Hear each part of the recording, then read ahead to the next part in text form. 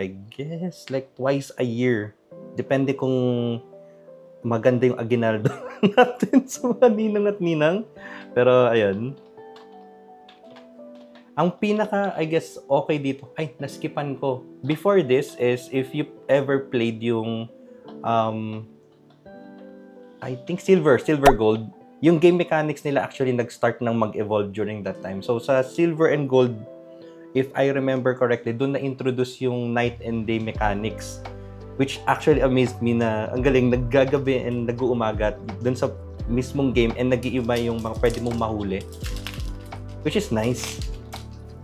Tapos, yun na nga, dito naman, I guess, ang dami na nag-umpisang mag-follow din dito doon sa Emerald version, given nga doon sa, is it Battle Tower? I forgot.